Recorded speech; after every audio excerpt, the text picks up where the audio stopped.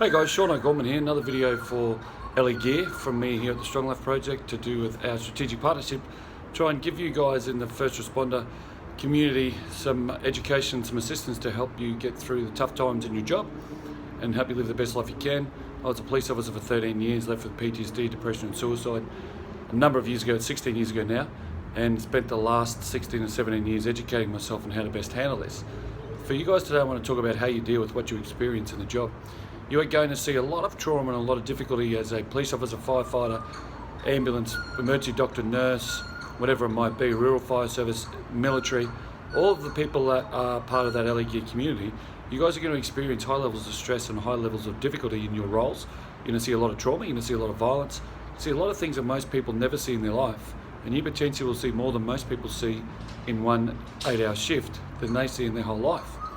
So what I really want you to be aware of is there has got to be an impact on you with this physiologically. Your body isn't built to see all that stress and all that trauma. So if you look after yourself, there's some things you really got to be careful of, and we're going to go through those in these next few videos over the next coming weeks.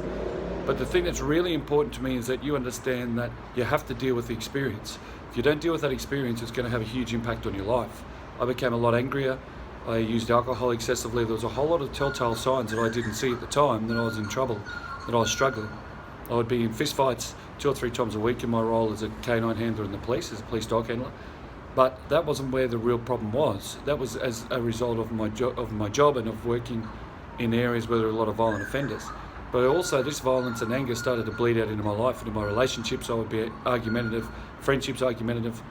And at one point I was in a supermarket and there was a very unsavoury looking character and we ended up in a scuffle, very long story short. But just because of his attitude and just because of the fact that I saw the worst in everybody and everything. This guy certainly had a bad attitude, was a bully and was treating some people poorly. But these days, if I came across that same situation, I doubt it would end up in a physical scuffle. Now, I didn't realise at the time that my behaviour was changing. You really need to realise that what you experience in the job is going to impact you, and the way you'll see that will be changes in behaviour. If you become more withdrawn, you become more angry, you become more distant, you start drinking more, gambling more, whatever the case may be, you will notice these things will start to affect you. You'll be in the traffic and be more angry with road rage. Simple things like that. So please take care of yourselves, look for the change in behaviour and get some help.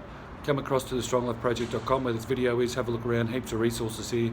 So I appreciate LE Gear supporting the community of the law enforcement, military and first responder community by partnering with me to put this education out there. If you have any questions, feel free to reach out to me through my website. Stay safe and have an awesome day.